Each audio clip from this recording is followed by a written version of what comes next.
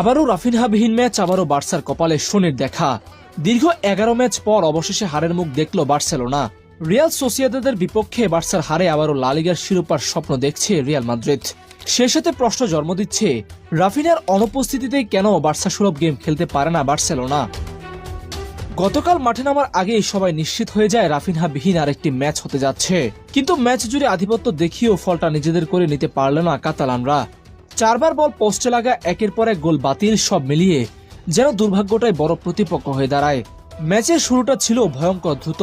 মাত্র 30 সেকেন্ডেই মিকেল ওয়ারসাবাল গোল করে বসেন, তবে অফসাইডের কারণে সেই গোল বাতিল হয়ে যায়।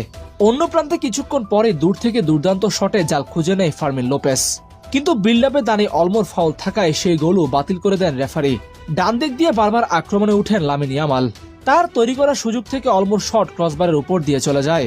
ইয়ামাল নিজেও গোল করেছিলেন, কিন্তু অফসাইডের ফাঁদে সেই গোলও বাতিল হয়।